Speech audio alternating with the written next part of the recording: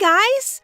Before we begin with today's story, I wanted to tell you something, but you can skip ahead if you want. I have a goal of being able to reach 100,000 subscribers, and I wanted to ask for your help to make it come true. So many of you enjoy my videos, but don't subscribe. If you could please consider subscribing, it would be wonderful. And if you don't, it's totally okay. A comment and a like on the video will also help out a lot. Thank you so much for your help and support, guys. Meet Sherbian Ervelot, Princess of the Ervelot Empire. When she was young, Sherbian enjoyed the luxuries of princess life, until one day, she was executed. Public sentiment turned violent toward her because they saw her as arrogant and indulgent. Even worse, she couldn't practice magic, so there were claims that she had no right to be a princess. In the end, Sherbian was sentenced to death. By her own father, no less. Can you believe that? Her dad stood by while she was executed, even approved the order himself. What kind of dad would do that? But Sherbian's story didn't end there, because after being killed, she woke up as her 5-year-old self. Isn't that crazy? Like any normal person, Sherbian thought she was dreaming at first. But life carried on just as it did when she was younger, being awoken by her maid and shepherded to meals. It didn't take long to realize that she'd acquired some extra abilities with this second chance. Now she can see status boxes above people's heads and even read their thoughts. I don't know if that's a blessing or a curse. Especially since Sarah, Sherbian's favorite maid, turns out to really hate her. I feel so bad for this princess. There really is no one she can trust. What's worse is that Sherbian doesn't have full control over this 5-year-old body. If she doesn't want to be hated and end up with her head in a basket, Sherbian is going to have to figure out how to get more control over this baby princess. And she's gonna need to do it ASAP, because her father, the emperor, the guy who literally sentenced her to death, is en route to the palace at this very moment. But in a shocking twist, Emperor Adrian's status box shows more affection for his daughter than anyone we've seen so far. Sherbian is totally stunned to see how much he favors her. It makes her wonder if maybe things will be different in this life. Overcome by emotion, the little princess rushes forward and grabs his coat. Uh-oh, is this going to turn his mood sour? Actually, no. Adrian thinks it's super cute, though you wouldn't know it from his face. This guy looks so moody. It's no surprise Sherbian is doubting whether the status windows are real or not. I mean, look at him. Does that face say adorable and loving to you? The grown-up Sherbian has so many things to say to her father, but once again, the 5-year-old takes over and she ends up screaming, "Red!" Nice one, bestie. That's really gonna turn things in your favor. The Emperor's butler suggests that Sherbian is asking to have dinner with him, which is not wrong. What she was trying to say was that they should have tea together, so close enough. And even better, it earns her loads of favorability points. While getting ready for their dinner, Sarah is especially harsh brushing her hair. Meanwhile, another maid by the name of Ellie, who Sherbian always thought of as hateful and strict, turns out to have a soft spot for the princess. It seems like everything's in reverse. All the people who seem to like her are mean, and all the people who are mean are actually worried for her.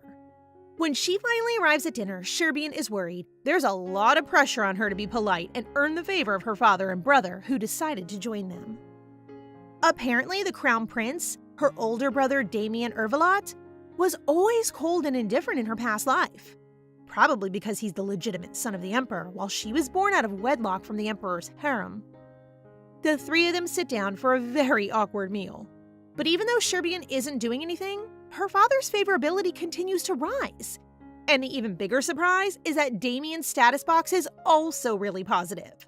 So positive, in fact, that he seems kind of obsessed with her. Despite the awkward silences, the emperor is very kind during the meal, worrying about his daughter's health and telling her to eat her fill. Sherbian is torn. As a princess, she's been told to watch her weight and never eat too much, or else it will ruin her image. Which is totally gross, but I guess it's just that kind of kingdom. But seeing how much joy it gives her father, the princess gives in. So overall, the dinner is a success. But trouble starts again the moment she returns to her room. Horrible Sarah immediately scolds her for eating too much and says the queen is angry with her for overindulging. Apparently, the people in this palace are so sick and twisted that sometimes they lay traps and tests for her. It looks like the dinner tonight was one of them, designed by the queen to check her self-restraint. They even decide to punish her by not giving her any meals tomorrow. What the heck kind of backward society is this? I can't believe they're being so mean to a little 5-year-old. The next morning, Sarah doesn't come in like usual to wake her up.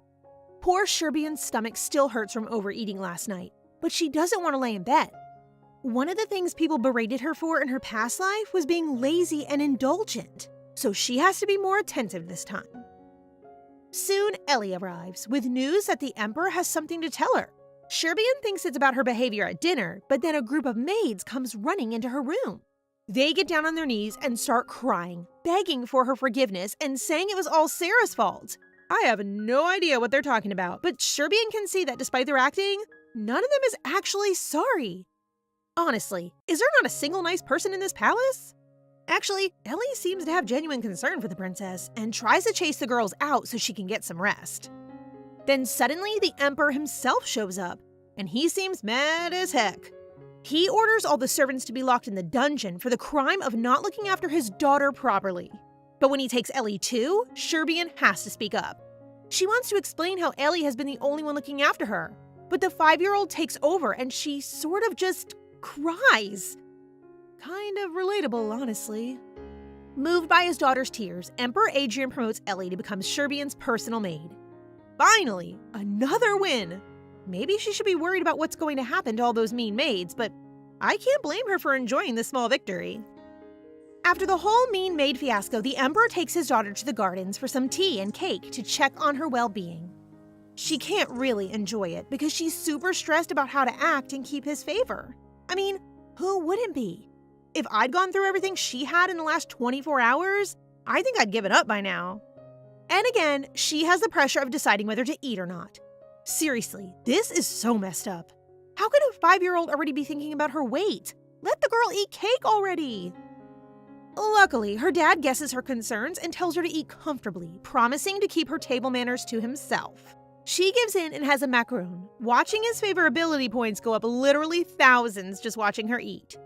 I don't know how this guy ended up executing his daughter. He's literally whipped for her. She accidentally eats too many, but then her dad offers her cake too and even uses his magic to make it nice and cool. All that is sweet, but the best thing her dad has done is fire Sarah. Now that Ellie is her personal maid, she seems a lot happier and smiles more. They get her all dressed up for a meeting with the queen, Shievel Urvalot. In her past life, Queen Shievel was always kind and gentle to Sherbian. But if we've learned anything so far, it's not to trust how people acted in her past life. And what do you know, the queen is just the same. Her favorability is literally in the minus thousands. Even just at the sight of Sherbian makes her upset. I have a feeling we've just met the real villain of this series. Despite how hateful her thoughts are, the queen is all smiles and niceties. She's totally fake, acting all concerned over the incident with Sarah, and even pretending to take responsibility herself. It's actually scary how two-faced she can be. When Sherbian admits she and the Emperor went to his private garden, the queen's favorability plummets. It's pretty obvious that she's trying to steer the princess away from her father, since she keeps telling her he's a scary man and saying she should come talk to the queen instead. I guess that's because she's the child of a concubine. She poses a threat to the queen's true-born son. Maybe that's why she hates her so much. Speaking of her son, Damien makes appearance, at which point the queen promptly kicks the princess out. In front of his mother, Damien acts cold and cruel like usual, even though he was very fond of her at dinner the other day. I actually don't know how Sherbian does it. Even with the status boxes, it's impossible to tell how anyone really feels. I'm confused just reading it. When Sherbian returns to her chambers, Ellie's made her a special cake to cheer her up. But the poor girl is so turned around after meeting the queen that she can't eat it, and starts crying instead. Ellie gives her a hug and tells her there's nothing wrong with eating what she wants. She's a literal child after all. She needs to grow. After Ellie convinces her that eating is good, Sherbian's body and soul synchronization jumps up 2%. Damn, I wish my life worked like that. Imagine if every time you ate cake, you literally leveled up. That would be amazing. In the next few days, Sherbian's life improves dramatically. She's much more relaxed and able to communicate a little better with Ellie, who is getting very fond of her baby princess. While on a walk, Sherbian has a sudden recollection of one of the incidents that led to her execution. In her past life, a carriage passing through the slums tipped over. One of the trash bags tore, revealing all the fancy food that no one ever ate. It caused an outrage, and a rumor immediately sparked that it was all from the princess. But all Sarah ever fed her was cold soup and bread. So where did all that fancy stuff come from? In the end, Sherbian was blamed, so that's why she's still so stressed about her public image around food. Determined to put the rumors to bed, the princess ventures over to the palace kitchens. They arrive to find the kitchens deserted, and although dinner hasn't been served, there are almost no ingredients. So then, how did that rumor start about the food waste? It can't have come from the princess's palace kitchens. That place has more dust than food. Anyone else starting to get real suspicious of where that nasty queen fits into all of this? While she's having a snack, she reads Ellie's thoughts and discovers that her sister is very sick with malaria. It gives Sherbian the motivation she needs to change things. After all, she's been given a second chance. This time around, there'll be no food waste incident and no sick sisters. While wandering through the grounds, she stumbles upon a door that leads to a gorgeous flowery garden and finds a boy about the same age as her inside. He's wearing a very fancy robe and has blonde hair and silver eyes. She puts the pieces together and recognizes him. That boy will one day grow up to be Carmen, Lord of the Magic Tower. Carmen came from the slums but had a great affinity for magic, so he became a disciple and worked his way up to become the owner of the tower. Probably because of his origins, he always hated the princess. In fact, he was the one to carry out her death penalty. Damn, can't she ever just meet a janitor or something? Why does everyone she bumps into have something to do with her death? Give the girl a break. At this point, Carmen is just a pupil of the tower and he doesn't seem to hate her. Actually, just like her brother and father, his first thought is that Sherbian is super cute. He even invites her to sit down and enjoy the garden, his personal hideout. He seems really excited to have a visitor and even gives her special permission to come back anytime. Quite the contrast from the cold-hearted man who grew up to literally execute her. The two of them start walking together, and Sherbian admits she's looking for a little yellow flower by the name of Kasha. Every time she describes it, her favorability points go up. I guess there's some benefits to being 5 and adorable. Because he doesn't want her to walk alone at night, Carmen agrees to come with and help her search for the flowers. They soon find it and grab a few by the roots, since the princess wants to eat them. I'm starting to seriously judge her taste in food, but apparently, it can be used as a medicine to help reduce fever. Carmen seems worried about handing a flower with medicinal properties to a 5-year-old, which is actually pretty sensible. I mean, you wouldn't just hand a box of pills to a kid, would you? What Carmen doesn't realize is that the kasha flower has an extra special effect on child fevers, which makes it the perfect antidote for Ellie's younger sister. He hands them over and then asks why she's not having magic lessons. He reveals that he can sense how high her mana affinity is, and hers is really strong. Which is news to Sherbian. Since she was born, she was always told she had no magical powers at all. So either Carmen is lying or someone has been plotting a much more serious scheme. Carmen assures her it's the truth, but right now, the princess is more focused on her 2 tasks. She's got the flower to save Ellie's sister, so now she needs to address the food waste incident. Carmen knows that the trash gets taken out at the south gate, and he shows her the way.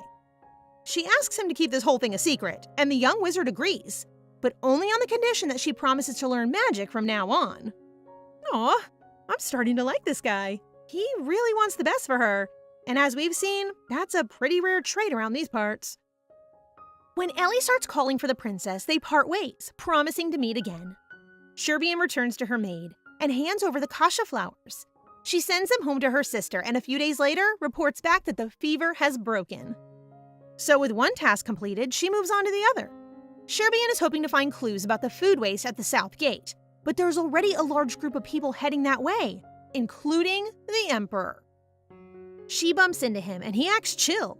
even though he 100% only came this way because he was hoping to catch her.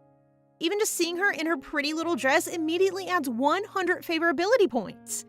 At this rate, Sherbian is going to have to smile at him like once a week, and she'll earn enough points to avoid execution.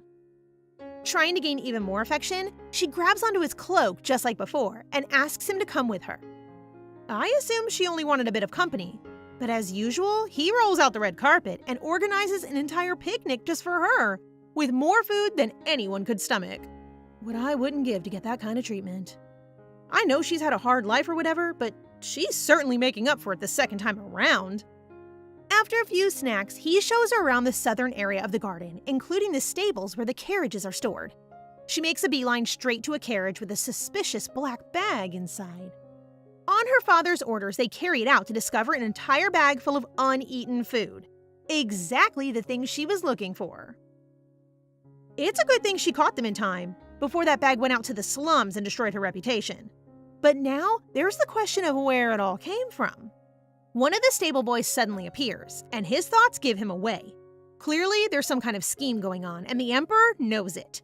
He demands the stable boy be interrogated, and until then, her father tells her not to worry. He even picks her up for a cuddle.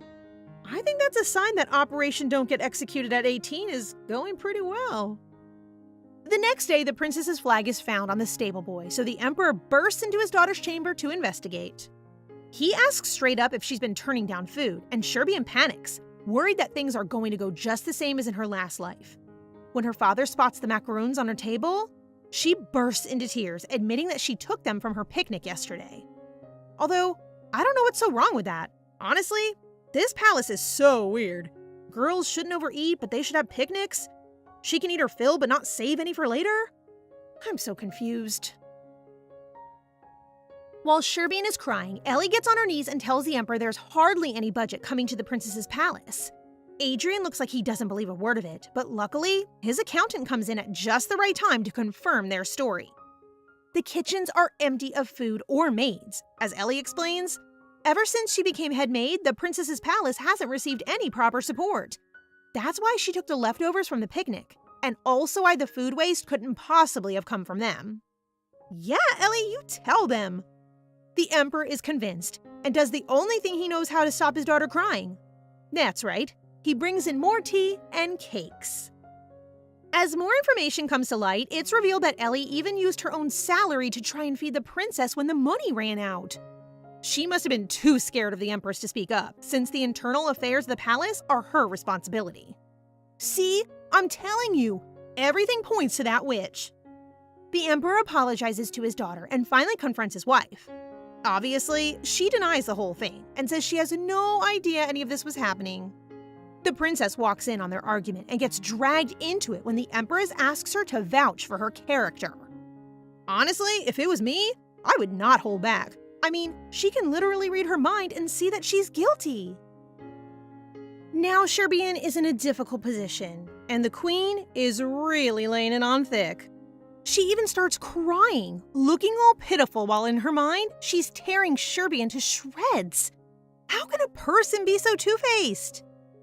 Overwhelmed by the pressure, the princess stands beside her father, tugging on his cloak. A classic move, guaranteed to win her victory. And just like in the past, it wins the Emperor over. He picks her up, relieving the tension and making the decision himself. He decrees that the queen will no longer be allowed to manage the palace's finances, basically taking away her only real power as a ruler. The queen is not happy about this. She tries to resist the order, but her husband takes her protest as a sign of her undermining his authority. And with an emperor this arrogant, that's just not going to slide. So she backs down, and for the first time in both her lives, Sherbian sees the queen in defeat. Although foiling her schemes is a victory, Sherbian can't rest easy. It's the queen after all. If she's been beaten once, she'll only come back harder. Later that day, the princess is having snacks when her dad drops by to visit, calling her Sherby as a cute little nickname. Aww. It's very sweet, but honestly, I still find it hard to believe. Is this really the same guy who signed her death warrant? Am I the only one who feels a little suspicious? Anyway, the Emperor and his butler wanted to continue investigating the case, but in a shocking turn of events, Sarah, the ex-maid, and the stable boy all committed suicide while in prison. Seems more like the queen cleaning up her mess to me. Even though he suspects his wife, the emperor ends up pinning it on Sarah and the agent responsible for handling the queen's budget, who is punished accordingly. Which means sweet little Sherbian finally gets to kick back and relax for once. And really, she deserves it. I mean, who else could solve a palace mystery and save a child's life in the body of a 5-year-old? Eat all the macarons you want, bestie! In the aftermath, the princess's kitchens are full of food and staff again, and Sherbian got a whole new wardrobe too. And the best part is that the princess and her dad now have breakfast together every morning, a perfect opportunity to increase her favorability. He even got special-made utensils for her to use that fit her baby hands. Wow, she really has him wrapped around her finger. The emperor is so whipped that he carries her back to her room after breakfast. After a nice long nap, she goes out to explore the palace gardens, which have also been revamped and are now full of flowers. She has a whole new host of maids too, and these ones seem way nicer. Although that's not exactly hard, just so long as they don't starve her, beat her, and brainwash her to hate her dad. One of the new maids, Jane, is accompanying Sherbian on her walk. So far, she seems to be very fond of the princess. While Sherbian is off wandering by herself, she bumps into her brother, Damien. Will this finally be the moment that he picks a side? It's been hard to tell where his loyalties lie so far. Before we can find out, the perspective switches, and suddenly, we are with Hex, the Emperor's assistant. Personally, he's been struggling with the Emperor's investigation of the Queen. As it turns out, their marriage was a little rocky from the start. You see, it was really a political alliance forged after the war. Everything was part of a contract, to the point that their heir, Damien, was even created by magic. However that works. But all along, the Emperor's heart was with Sherbian's mother, who we haven't heard much about up until now. So why do I get the feeling that's about to change? Meanwhile, in the gardens, Sherbian is hoping to politely avoid her brother when he suddenly opens up. It seems like his behavior the last time they met has really been bothering him. He apologizes for acting that way and asks if they can hang out more in the future. Kind of an awkward way of talking to your sibling, isn't it? Can you imagine a brother turning to his sister and politely asking to spend more time together? Mine just used to yell at me when we were kids. Anyway, because she's sweeter than pie, Sherbian forgives him and agrees to spend more time with him. Though she probably wasn't expecting him to show up at her bedroom the very next morning. She's a little frightened of him still and hides behind Jane's dress when he arrives. But Damien actually came to bring her a cake, one especially made for her. By now, we know the quickest way to Sherbian's heart is through her stomach. And indeed, all seems pretty much forgiven, especially after he conjured up little edible bunnies to go on top of the cake. I'm not gonna lie, that would get me too. Can I get a brother like this? They each have a slice while Sherbian watches her favorability go up and up and up. It's quite the contrast from her past life, where they hardly spoke and always acted awkward. Admittedly, he still acts a little strange these days. Damien even warns her that he might be rude and cold again in the future, and asks her forgiveness if he has to act like that sometimes. Sounds kinda shady to me. But while Sherbian has cake in front of her, anything goes. The next morning, both Damien and her dad are present for breakfast, even though the prince wasn't technically invited. He acts like he just wanted to have breakfast with the emperor, but it's pretty clear he came to join the Sherby fan club. Although honestly, they're more like rivals than fans. When the emperor hears about the cake, he gets kinda competitive. Both of them are so similar, it's no surprise they'd end up fighting for her affection. While they're arguing about cake and sweets, Sherbian still has her eyes on the horizon. She can't forget how quickly everyone turned on her in her past life, and knows it won't be easy to avoid trouble this time around. Besides her perceived arrogance, the other big crimes she was framed for were treason and using dark magic. Her enemies even went so far as to plant items in her palace, which means they're dedicated. Sherbian can't relax just yet. While in the garden, the emperor approaches and offers to take her on a walk. It's cute that this guy is trying to get close to her, but doesn't he have a country to run? Breakfast, walks in the garden. Shouldn't an emperor be a little busier than this? This time, he has a gift too. A statue of an angel riding a horse. I guess he heard about Damien's cake toppers and wanted to one-up him. Obviously, she loves it, and after giving her thanks, he gives her permission to wander through the Emperor's private garden at her leisure. Sherbian starts visiting every day for the wonderful flowers. One day, she spots her father working outside and ends up sitting with him eating, you guessed it, a whole plate of sweets. While she's chilling with her dad, Hex appears suddenly with urgent news from the palace. He seems nervous to talk in front of the princess, but the Emperor commands him to speak. He tells them that one of their citizens just entered the kingdom of Garambel on the west coast and is begging for their help. Apparently, some kind of medicinal shipment was on the way to Garambel when it was attacked. The bandits captured the driver and burned all the ingredients. You see, originally there were 4 empires in the land. Urvalot is now the only remaining one, and lots of little kingdoms sprung up to fill the space of extinguished empires. In the last Great War, the Emperor conquered them all, but in the decades that followed, several kingdoms have perished due to various disasters. The Western Kingdom of Garambel was nearly one of them, and has been struggling with leprosy for years. That's why they were transporting special medicinal ingredients to the kingdom. Hex advises the Emperor not to send another shipment.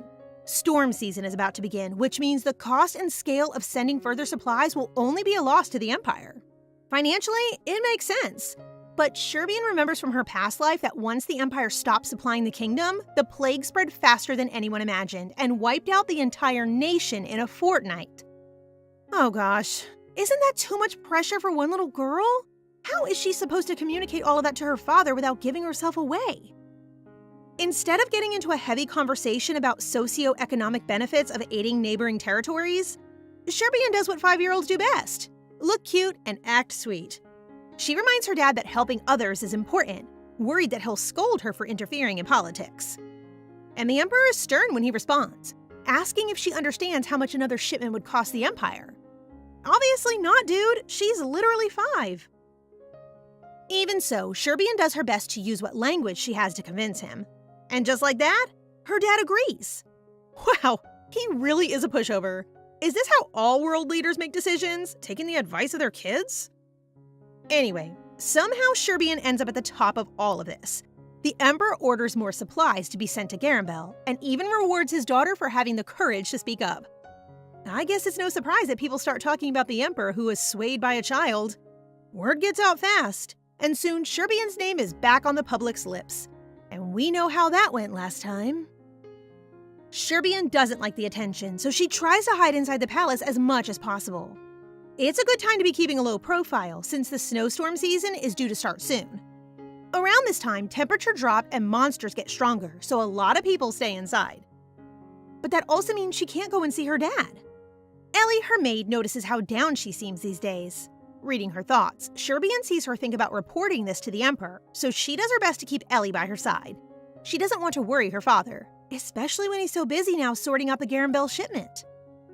One morning, Sherbian gets a surprise visit from Hex, who brought some bad news. The plague has spread through Garambel just like she feared, and is wreaking havoc on the kingdom. I can't believe it! After everything she did, history still repeated itself? Sherbian looks like she's about to cry, but Hex reassures her that her shipment did make it to the people in time. Though the plague is still rife, they now have the full support of Urvalot, and it's all because of Sherbian. She saved their lives! The sweet little princess is delighted to hear that she was able to help others. Then the Emperor himself arrives all in a huff. He heard that Sherbian hasn't been eating and came straight away. She reassures him everything is fine and tells him not to worry. She doesn't want to bother him while he's so busy. Then her dad goes all soft and tells her she's never a bother, which, I have to admit, is kind of adorable. So she tells the truth. Actually, she doesn't like eating alone. She knows her dad is busy, but asks if just sometimes they could eat together. For some reason, this really presses the Emperor's buttons. Clearly, there's been some miscommunication down the chain of command. It's not like he was never going to eat with her again. It was only a temporary arrangement. He looks like he's about to murder one of his staff members, so Ellie steps in and admits that she may not have communicated clearly enough. Gosh, so much drama over miscommunication. What is with this family and making everything so intense? It's just breakfast, people! In the end, her father promises to have breakfast with his daughter when he can, and asks her not to skip meals when he's away. In the meantime, Sherbian still sticks mostly to her palace because of all the attention she's gained. When she does go outside, it's to hunt for whippet, a special flower that only blooms in storm season. It's kind of exhausting, though, being able to read everyone's thoughts about her. There are all sorts of rumors flying around, some good and some not so good. While she's ducking and dodging public opinion, the emperor and his team are getting suspicious about the strength and origins of the latest outbreak of leprosy. Though they can't prove much, it seems man-made. So the emperor orders his court chief to secretly investigate the few leads they have and report back. Obviously, Sherbian doesn't know about any of that. She's spending more and more time inside, waiting for the blizzard to pass. Although there is one thing to look forward to: her birthday. Sherbian's birthday lands right in the middle of storm season. Kind of a bummer, right? In her past life, her 6th birthday was a miserable affair. She didn't have a party or any kind of celebration. Actually, people just acted like it was a normal day. All at the hands of the queen, of course. Maybe this time she can change things? After all, doesn't the little girl who saved the Gramabel nation at least deserve a party? Actually, the maids are planning something. This is one of those times where being able to read minds kind of sucks, since Sherbian can see the surprise they're planning for her. But I guess it's the thought that counts, right? As usual, Sherbian is more occupied with thoughts about how to secure her spot in the palace so that, no one decides to execute her this time around. She asks Jane to take her to the royal library, determined that if she can't use magic, at least she can become smart and useful to the Empire. The only problem is, she's not supposed to know how to read yet. Only 5, remember? She asks Jane to stand outside so she can read, and they head off together. But before they reach the library, they bump into a stranger with dark red hair. He introduces himself as the magician Antonio, at which point Sherbian has a sudden memory of him accusing her of dark magic in her former life. Even now, his intentions are murky. By reading his thoughts, it's clear that he's only being nice to the princess to get closer to the emperor. The memory of her horrible past life is so upsetting that she ends up fainting. When she comes to, her dad is by her bedside and has already had her checked over by a doctor. Because, of course he has. It takes Sherbian a moment to realize she's still in her younger body and not being persecuted in her memories. She reassures her father that she's not ill, just scared, so he immediately storms off to confront magician Antonio. But since our beloved emperor has literally no chill, he goes from 0 to 100 real quick and locks the magician up, having him beaten to reveal what he did to his daughter. Oh, and Damien is there too for some reason. Do we know how old this kid is? Should he be hanging around an interrogation chamber? This looks like it's going to get nasty. Meanwhile, the doctor is doing everything he can to cure the princess of what is clearly just a very long anxiety attack. Everyone seems so worried, and though she doesn't know it, some people's lives are very much on the line. So Sherbian drinks the medicine provided, even though it tastes disgusting. Her dad is about to strangle the doctor for giving his precious princess a gross drink, so she forces herself through the whole thing and pretends it's yummy. Ugh, this poor girl. After the whole medicine fiasco, the interrogation of Antonio has actually turned up some dirt. The emperor trusts his daughter's instincts, so even though he literally just said hi, he had the magician investigated and discovered he's been kidnapping kids. Okay, that's obviously horrible, but can you believe how lucky she is? That means another of the main villains in Sherbian's story is off the books before she's even a teenager. The emperor commands his men to find and return the missing children, and also orders that anyone from the magic tower related to Antonio be investigated. Meanwhile, Sherbian is plagued by fears of her past life repeating. Determined to find some way to protect herself, she steals a few of the gems from her dresser and hides them in her teddy bear. I don't know how she plans to escape when she's only 6, but that's our girl. Always plotting. The next morning, Ellie brings the princess a list of furnishing options so that they can redecorate her room. Now that the budget dilemma has finally been solved, Ellie is determined to make the palace all beautiful and sparkly for her. Looks like the boys might have competition for the top member of the Sherbian fan club. Because running the country is apparently no big deal, the emperor walks in as usual.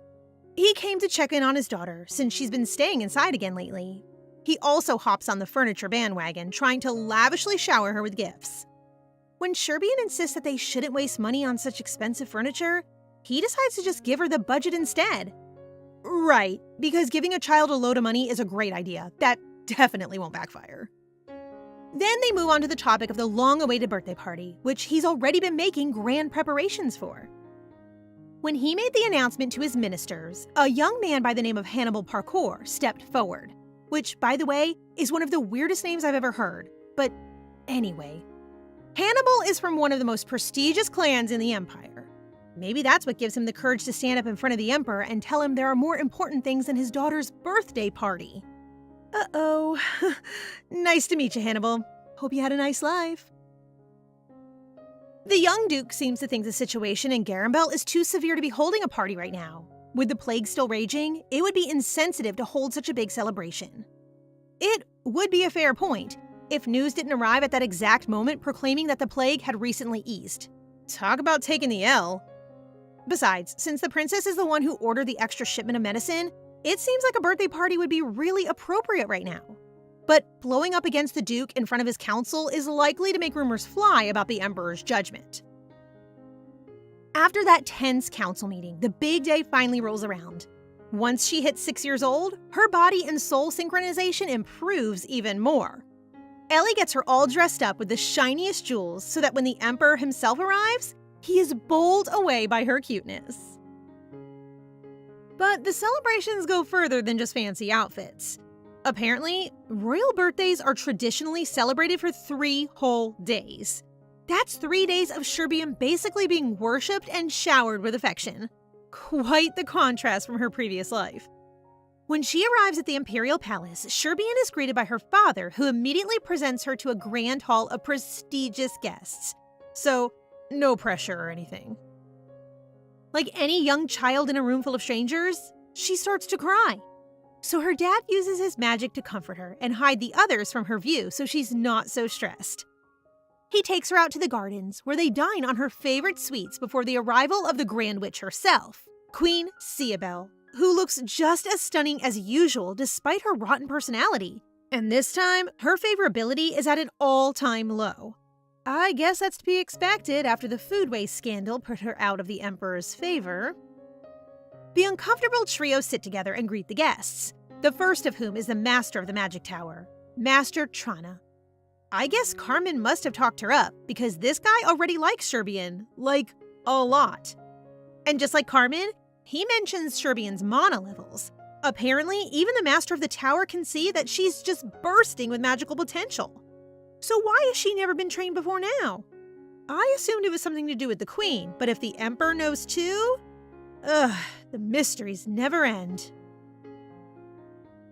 The Magic Tower Master tries to impress on the queen just how special the princess is, but the Emperor cuts him off. He says something about how mana levels can transform and change at will. Honestly, it's all pretty confusing, but clearly they don't want her to start learning until they're sure her potential will stay that way. Maybe that's why she didn't learn in her past life? Because her mana levels dropped over time? The whole thing gets even more complicated when Sherbian catches her father thinking about her mother's last words. Something about wanting a child to enjoy their childhood? Ah, that makes a lot of sense. Avishur's last wish must have been for Sherbian to have the freedom to play and enjoy her youth. But that seems kind of bogus to me. She has the potential, so she should use it. After that whole encounter, Damien finally shows up, and the party is in full swing. All the high-ranking nobles from her previous life come to praise and greet her, and actually, most of their status windows are positive, so she must be doing something right. Her dad is enjoying passing her cake after cake in between the guests, until the queen gently suggests Sherbian stop filling up on sweets.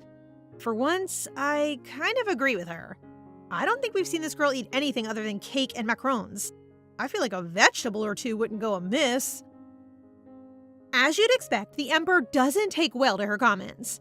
With her father's encouragements, she can eat freely, and to her surprise, the guests also seem to feel the same. In fact, their sentiment is generally turning against the queen for being so cruel. Later on, Sherbian is watching the nobles mingle in the hall when she spots a thief in their ranks, disguised as a waiter. She tries to follow him, but gets lost in the crowd and ends up returning to her room with Ellie. But she can't sleep knowing there's a thief in the palace. To have taken a risk this big, they can only be after one thing: the royal treasury.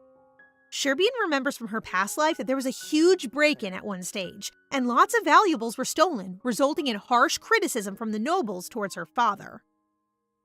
This time, she's determined to pay back some of the kindness her father has shown her, and put a stop to the break-in. On the second day of celebrations, only children from the noble families are supposed to attend.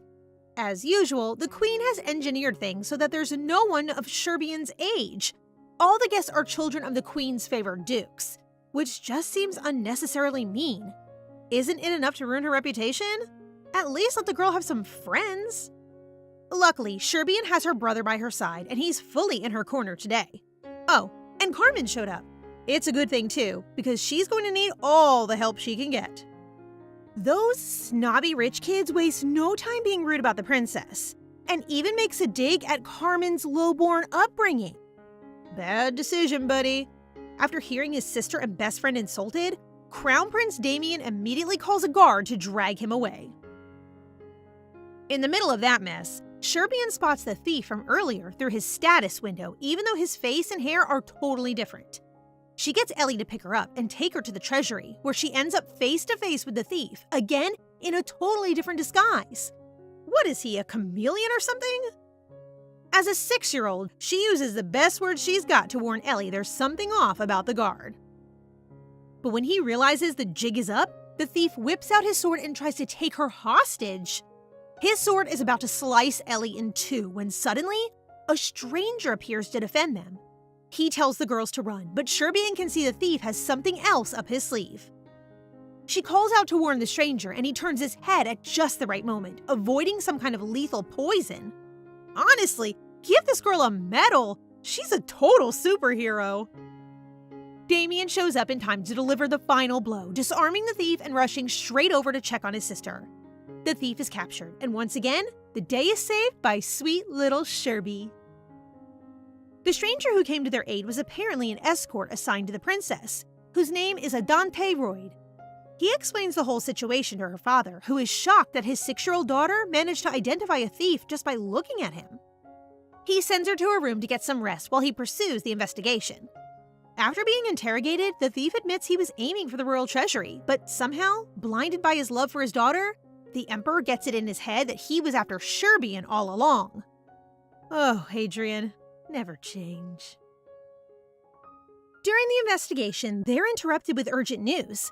The thief was just found dead in the prison, and it looks like he was poisoned.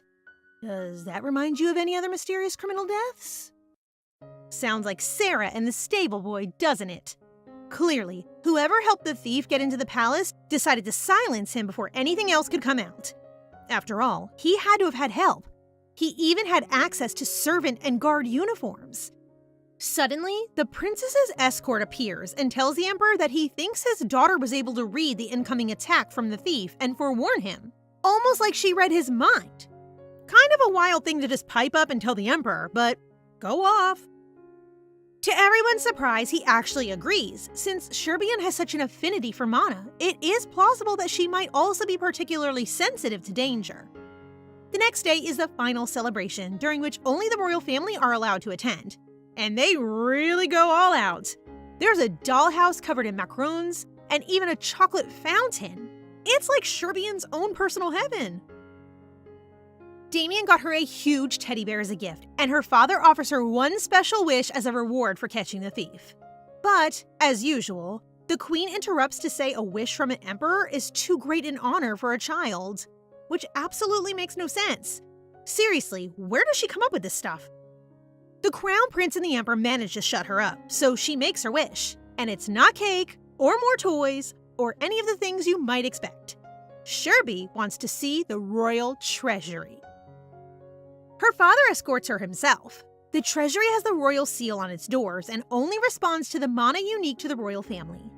That means only the royals can open it by infusing their mana into the blue wolf symbol. Inside, there are lots of magical tricks and traps to confuse any potential thieves. There are jewels and precious gems in every direction, but the real prize is the emperor's own treasures, especially the imperial scepter. That's what Sherbian thinks the thief was after. That's the one that disappeared in her past life. It belonged to the first ever emperor, but her father says it's not actually very valuable. Wait, then why would the thief be after it? And how was he planning to break in anyway without any access to the royal family's mana? I'm so confused. On their way out, Sherby spots the secret passageway that the thief was planning to use to exit, marked by the sapinal flower engraved on a candlestick. Once the celebrations draw to a close, the princess is gifted a large amount of assets and property.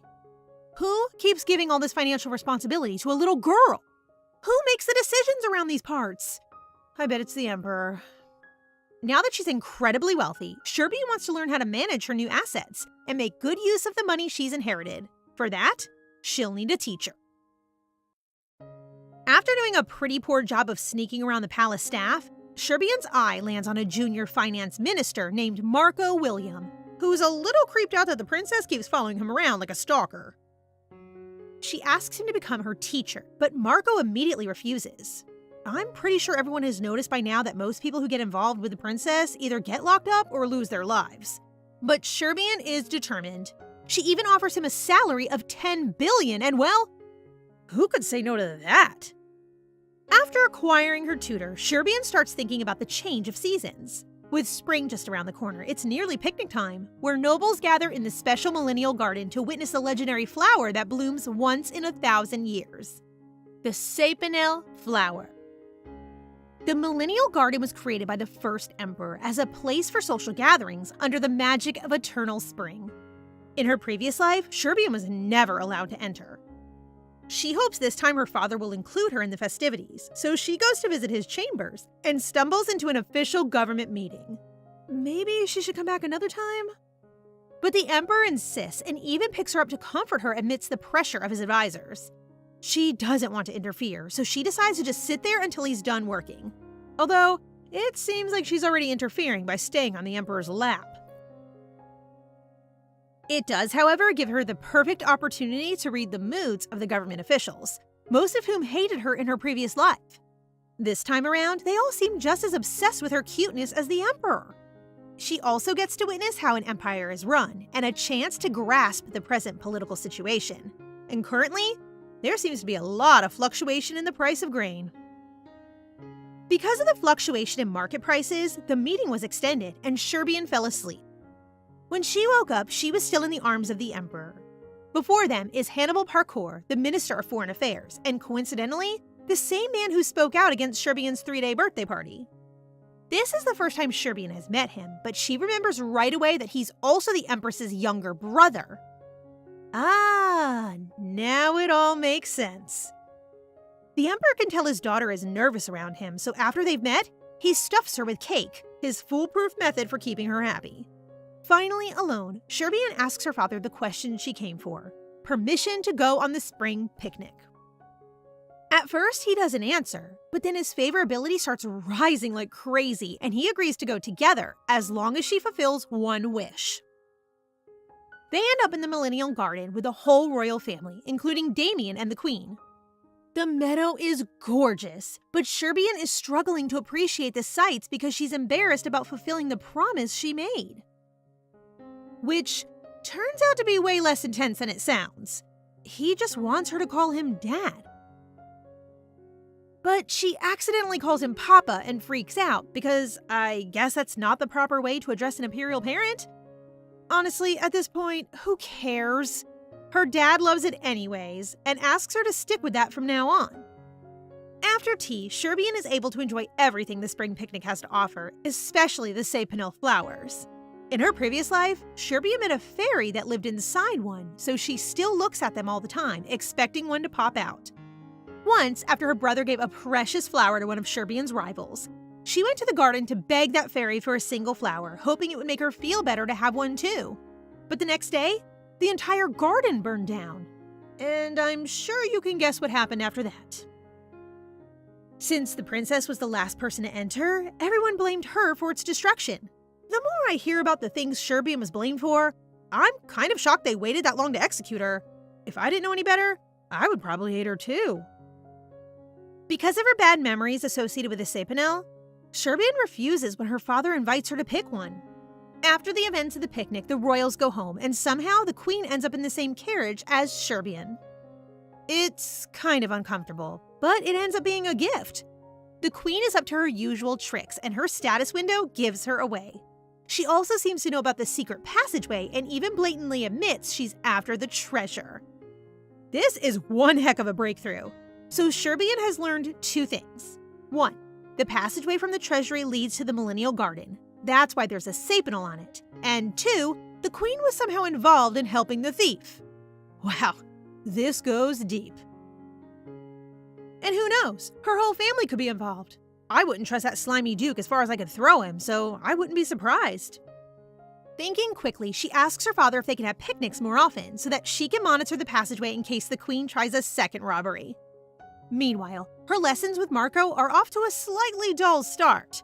Because of her princess upbringing, there's a lot she doesn't know about the world, so they have to start off super basic, like how a shirt is made basic. But she really wants to learn about the world, especially the way commoners live. Although Marco is wary at first, seeing his thoughts make it easy for Sherbian to quickly win him over and get friendly with her tutor. And as usual, she keeps winning fans left and right. Now that she knows where to look, it's easy to spot her escort, Dante, wherever he's hiding. That status window really is a dead giveaway. She uncovers his hiding place, which is kind of embarrassing for a knight of his status, and gives him a bag of caramels as thanks for saving her from the thief. His favorability immediately goes up. I guess moody knights can be sweet lovers too. And it's definitely useful to have him on her side. He already saved her once, and he's smart enough to notice her special skills. She really needs him in her corner, so he stops giving the game away. Jumping ahead a few months, spring has passed and now summer is on its way. One sunny morning, Sherbian is summoned to the Imperial Palace for a visit. A delegation from Garambel have arrived and asked to see her. The first person to greet her is a boy not much older than the princess. His name is Abel, and he's the prince of the Garambel Kingdom. He greets her very formally, but Sherbian is too young to know how to answer, so she does what she does best and runs to her dad's lap. Okay, is anyone else kind of tired of that? I know she's a cutesy kid and all, but technically there's a full-grown woman in her head. Isn't that sort of weird? Anyway, the Garambel delegation are incredibly grateful for their aid against the plague. Actually, they're specifically grateful to Sherbian. All she has to do is ask how they're holding up, and they're immediately members of the fan club. Turns out, the delegation also has another purpose. They've been investigating the plague as the Emperor ordered and have determined that someone within the Imperial Palace was working against his orders.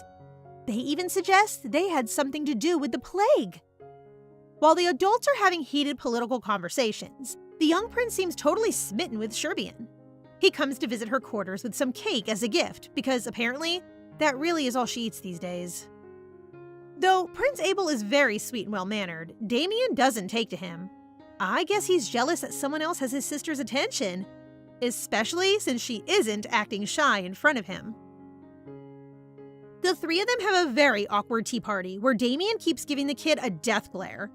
But he's acting so adorable, I don't know how anyone could hate him.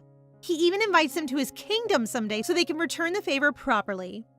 Later that day, Sherbian meets up with Marco, who has just made big money by investing in a fashion trend on the princess's advice. See, if I went back in time to my younger self, this is what I'd be doing. Using that future knowledge to earn money. Because she doesn't want to draw attention to herself, Sherbian is acting through Marco to build up investments, but it makes him a little uncomfortable to take all the credit. Marco then goes away for a while, accompanying the Garambel delegation to restore their economy. Summer turns to autumn, and trouble returns for Sherbian. One random morning, the chief maid of the queen's palace arrives unannounced, summoning the princess to the gardens. Her maids don't want to let her go. It's against the rules for the princess to go anywhere without an appointment. But the queen's chief maid is just as nasty as the head witch herself. She insists, so Sherbian reassures her maids and agrees to come along. Anyone else have a very, very bad feeling about this? The queen's grudge has been building for a full year now. If she gets the princess alone, who knows what she'll dare to do? Before we find out what business the head maid has with Sherbian, it's important to know one special thing about the Urvadolte Empire. The entire country is surrounded by magic forests, which causes the mana in the atmosphere to thin. The less mana a person has in their body, the more exposed they are to diseases. To prevent this, it's pretty common for people in the Empire to drink Harmon tea, an extract that boosts mana and keeps you safe. Normally, you drink the tea once a month, starting from the end of your 6th year.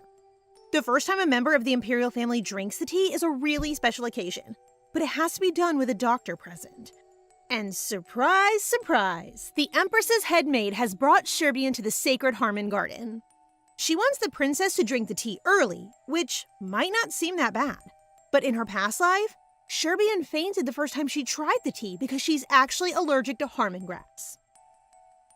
The management of Harmon grass is the responsibility of the Pakur Duke, the Empress's own family. So obviously, she can't trust a single blade of that grass. Who knows what the maid might have put in it? Even if she wasn't allergic, it would be far too dangerous. Ellie and Jane try to resist, demanding the presence of the palace doctor, but the head maid is having none of it, and even the palace guards are on her side. Ellie and Jane are restrained, leaving poor little Sherbian defenseless when the maid grabs her and orders the tea to be poured. Things are really not looking good. Sherbian can even see the specialist's thoughts, showing that he slipped something in her tea. Oh god, girl, get out of there quick! She's struggling against the head maid, crying out for help. Just then, the Emperor arrives, and not a moment too soon. He frees Sherbian, demands the guards be arrested, and even puts the specialist in restraints. Of course her father would come running the moment she's in trouble, but breaking into the Harmon garden is a big deal. Apparently, the Emperor doesn't care one bit about the rules. He's so angry to find his daughter in this suspicious setup that he even vows to conduct the specialist's interrogation himself. Whoa! Is anyone else a little hot under the collar? Adrian is kinda handsome when he's mad. When Hex arrives, he and the Emperor start discussing the situation right away. Sherbian has a real dilemma now. She doesn't have the words or intellect yet to explain an allergy, and even if she did, it would be a little suspicious considering she's never had the tea in this life. But one way or another, she has to avoid it. Luckily, she has an incredibly doting father who is obsessed with pampering her. The moment Sherby expresses her dislike, he orders Hex to study the Harmon tea and find an alternative. But that in itself is a risky thing to do. All authority over the Harmon grass belongs to the Empress's family, and that includes information about the components and analysis of the herb. That means investigating Harmon tea is basically the same as challenging their authority. The Bakur Duke's family definitely won't let it slide, but Adrian would do anything for his daughter. So now it's on poor Hex's shoulder to find a replacement, no matter the political consequences. And there will be political consequences. Already, the Empress's palace is kicking up a fuss about them holding the head maid captive. And it only gets more complicated when Sherby's knight arrives, admitting he was absent because he'd been called away by the Empress's personal doctor. I mean, how much clearer can it get? Obviously, this has all been staged by the Empress, down to every last detail. I don't think Adrian is going to be able to brush past her involvement this time. And she's not done poking her nose where it doesn't belong. Soon after the tea incident, the Empress pays a visit to the princess's palace, the first time she's ever done so in both of Sherbian's lives. She is trying to interrogate the princess and making Sherbian very uncomfortable. So Ellie steps in, trying to call the princess away. As usual, Isabel does not take that well at all. She is so angry about being interrupted that she orders the guards to seize Ellie for her disobedience, which is crazy. I mean, aren't they in Sherbian's palace? Why does she have authority here? Thinking fast, Sherbian tries to save Ellie by admitting she was in the wrong and she shouldn't have refused the tea. As soon as she gives in, the Empress pulls out another cup of the damned Harmon tea. I thought this stuff was supposed to be sacred. Does everyone just carry it around in their pockets or something? Finally, she snaps, yelling at Sherbian and literally forcing her mouth open and pouring the tea down it. Okay, this is insane, even for her. I can't believe this is actually happening. Of course, as usual, the Emperor shows up at the last possible second. I swear, that guy basically has a spidey sense for whenever his daughter is in trouble. Isabel is so stunned by his arrival that she drops the tea, smashing the cup on the floor. She insists that she had only the princess's best interests at heart, but Adrian has totally run out of patience. He calls it what it is: abuse.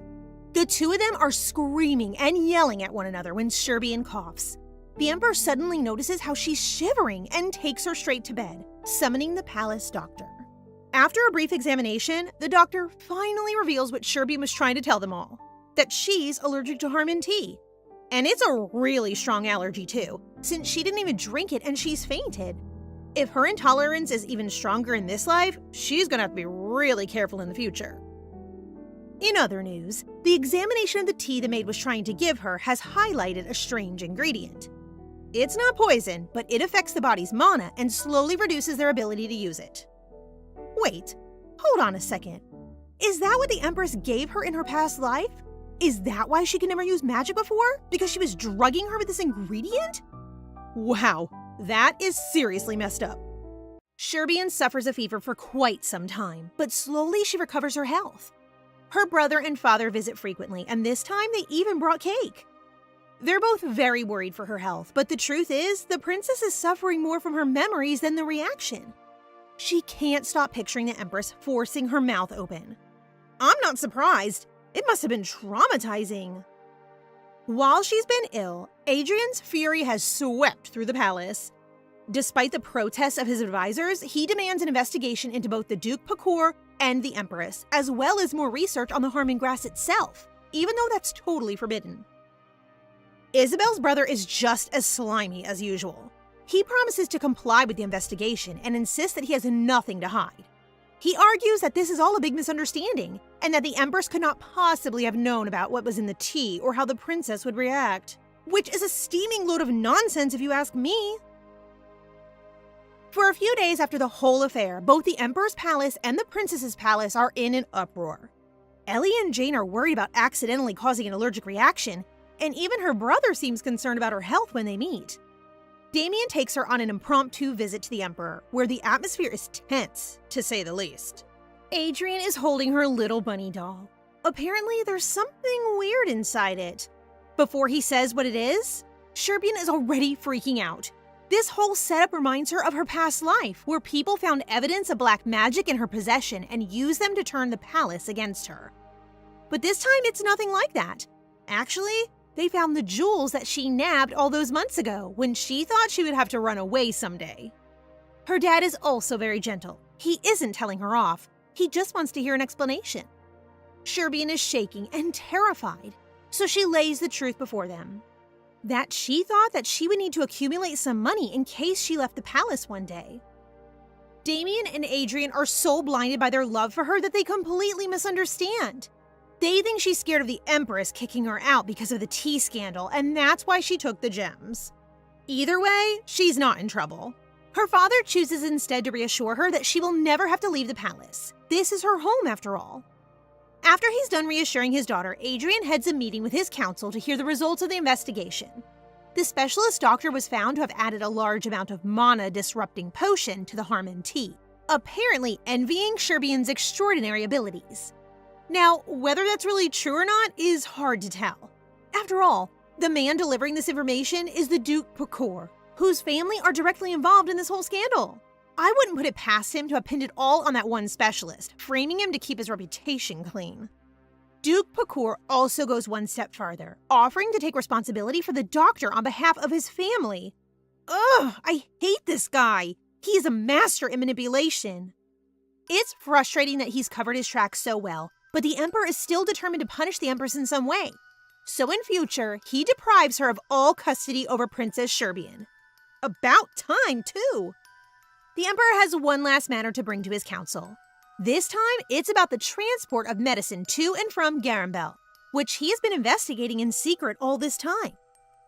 He pulls out a strange blue ball and invites the Marquis Parma, the man in charge of transportation management, to step forward. Uh-oh, someone's in for a scolding. The Marquis doesn't keep his cool very well. He immediately freaks out, protesting that he has no idea what's going on, which only makes him look more guilty if you ask me. The Emperor ignores his sniveling and drops the ball by his feet, releasing a load of runes. Apparently, they contain evidence that the Marquis intentionally damaged the medicinal herbs he was in charge of. The man continues to claim it's all one big misunderstanding, even as he is taken into custody by the guards. And guess who looks the most concerned as he's dragged away? The Duke Pakor. It doesn't take a genius to see that those two are in cahoots. Clearly, the scandal has only just scraped the surface of that family's meddling. After the council is adjourned, the emperor visits his lovely daughter to surprise her with a gift. It's a necklace, a gorgeous sapphire one that matches her eyes perfectly. Not only is it beautiful, but it also serves a purpose. It's engraved with magic symbols to help collect mana, so she can wear it instead of drinking the Harmon tea. Sherby is delighted, and her dad is so happy that as soon as she puts it on, he takes her around the entire palace to show her off. Honestly, it's cute and all, but doesn't a literal emperor have more important things to do than boasting his daughter's pretty necklace? I swear, this guy lives for his daughter and nothing else. After their little victory lap around the palace, he tucks her into bed and tells her she must stay with him forever. Clearly, her escape attempt has stuck with him, so Sherby promises to never leave his side. In fact, she pinky swears. That's how you know it's real. Meanwhile, the Empress has been eagerly awaiting news of the investigation and the Emperor's reaction in her own quarters. Her brother arrives in the dead of night to tell her to be patient and calm down. Isabel tells him very rudely that she's perfectly calm and proceeds to throw a teacup at him. Sure, Isabel. Perfectly calm indeed. She's furious at how much trust her husband puts in Sherbian. He keeps asking her to get something from the treasury, though when she tries to bring up the subject, he refuses to speak on it further. Like, that's not suspicious at all. The Duke Pacour seems to blame her for acting so rashly, and in fairness, it is kind of her fault. The headmaid's actions threw them both into suspicion, and I'd put my money on the Duke as the one who had to clear up her mess. Time continues to pass, and soon the second season of storms arrive in the Empire. It's not long before Sherbian's 7th birthday, and this time, she doesn't want a big party, just to spend the day with the people that she loves. That's our princess for you. Always modest, always humble. Although, if I had an emperor wrapped around my finger, I'd be throwing the biggest party imaginable and demanding present after present. Adrian has decided to grant her one wish as a present, though Sherbian isn't sure when or what he'll do. While she's looking out the window, a pretty butterfly made of mana comes flying towards her. It's a signal from Carmen. Now that he's learned heraldic magic, they made up a password to send each other secret messages. The next day, first thing in the morning, she sneaks out to visit him in the garden. Carmen is happy to see her, though you wouldn't know it by the look on his face. He offers her a ring because apparently everyone is just showering her with jewelry these days. He's super cute about it too. He mumbles something about her birthday and acts all embarrassed when she asks if it's a gift. Obviously, it's a gift, Carmen. Now stop blushing, you look like a schoolgirl in love. He even made it himself. It has the effect of preventing poison from spreading. Sherbian asks if it can help with her Harmon allergy too, and Carmen tells her not to go around saying that so loud, which is a fair point actually. He promises to do some research to see if the ring could possibly prevent such an allergy, but for now she's happy enough knowing that her mana scent is still strong. He demands that she start learning magic properly from next year onwards. Finally, Sherbian's birthday rolls around and her father makes her wish come true. He agrees to a trip outside the palace walls, through the city, so long as she is accompanied by Hex and promises to never let go of him. Yeah, that's Adrian, by the way. He even dyed his hair so that he could go out in public with her. How adorable is that? This is the first time she's been outside the Imperial Palace, both in this life and the last one, which is kind of insane if you think about it. Finally, her curiosity can have an answer, and for the first time, she gets to experience what normal life is like for common folk. The only thing is that all the new sights and sounds make her so excited that it's hard to keep still. There's a special market open today, with the theme today being living things. Vendors all around town are selling plants, animals, and livestock. A beautiful blue bird catches Sherbian's eye. In fact, it's a buyingpi, the bird whose feathers are super high fashion right now. Of course, she also has some pretty painful memories associated with them, so she quickly moves her father and Hex along before they can stop and buy her one. They also pass by a house selling Harmon tea, with a line all the way down the street. Inside, a woman is pleading with the owner, begging him to give her daughter some tea. You see, because Harmon tea is so necessary, every citizen in the Empire has a designated day on which to receive their dose. Today is the mother's designated day, but not her daughter's, so the owner refuses to give anyone a sip of tea except her. When Sherbian lays eyes on the woman herself, she immediately recognizes her as the same doctor who in the future will discover the kasha flower's medicinal properties. The Emperor is watching too, and though Hex tries to move them along, he orders him to call an Imperial doctor instead. While they wait for medical help, he sits his daughter down on a bench. Time for a royal life lesson, little madam. It's impossible to solve every problem and help every citizen in trouble, but he acknowledges that one should never turn a blind eye to suffering before them. So when the doctor comes, he promises to go with Sherby to give all the help they can. Later that day, Dr. Madeline's daughter is given a medical checkup. Since the illness is serious, it can't be cured in one go. The imperial doctor promises to visit every day and tells her mother not to lose hope. Once they're back in the palace, Adrian reassures his daughter that she did everything she could and tells her not to worry. Right, like that's gonna suddenly make all her worries disappear. Sherbian can't sleep that night, so she gets up and asks Ellie for a favor. She wanders out to the garden to pick some kasha flowers. With Ellie's help, the flowers are transported to Dr. Madeline, who is incredibly grateful yet again for the princess's assistance. A few days later, news arrives at the palace that her daughter's fever has gone down. So I guess we can add medical prodigy to the list of Sherbian's achievements. While she's putting out fevers, her father is battling rising grain prices. Apparently, there have been issues with the trade routes during storm season, but still the increase is far worse than they expected. The thing about grain is that it has to be transported through 2 different kingdoms before it reaches the Ervildote territory. Apparently, one of those kingdoms, the Tungha Kingdom, is now charging an absurd toll for passing through, which is causing the inflation. The Emperor orders an investigation into the toll and then runs right off to give his daughter yet another present for no conceivable reason. Although, I can't complain, because this time it's magical fairy wings, which is actually so cool. They can even make her fly. I can't think of a better present for a 7-year-old, and clearly, Sherby is delighted. While she's up in the air having the time of her life, Hex appears at the sidelines. As usual, his presence is a sign that there's more work to be done, so Adrian pulls his daughter from the air and says he has to go and work. Sherbian looks sad. After all, when has her dad ever rejected her company in favor of his duties before? This might actually be the first time, I think. Even so, Sherbian is a good daughter. She swallows her complaints and sits quietly while Hex hands over a report from the Ministry of Foreign Affairs. The Tungha Kingdom have indeed raised their toll. But the question is, why? Hex sort of suggests that the King of Tungha is just a nasty guy, but there's got to be more to it than that. While they're discussing, Sherbian suddenly has another flashback to her past life. She remembers this incident, and it's going to get a lot worse down the line. In her past life, the rising cost of grain caused starvation across the empire for the common folk. It was partly because of the incident that the food waste scandal in the princess's palace became such a big controversy. Well, luckily, she's already sidestepped that one. But starvation is never good. If Sherbian can find a way to avoid the same outcome, I'm sure it would work in her favor by increasing her popularity again. Adrian asks his advisor if there have been any known arguments between the kingdoms of Tungha and the grain suppliers, the Nabapal Kingdom. Apparently, they don't have the best relationship, but since signing a trade contract, there have been no fights. Adrian is trying to figure out why the heck they suddenly raised the toll so outrageously when he notices the ring on his daughter's finger. Uh-oh. Okay, I'm sure it will be fine, just as long as she doesn't mention Carmen's name. Which is exactly what she does next.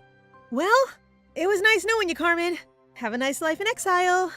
Immediately, Adrian's mood changes to fury. He takes the ring from her at once and only gives it back once it has been thoroughly researched. And actually, who can blame him? This girl had an allergic reaction not 2 days ago. She probably shouldn't be taking gifts from strangers.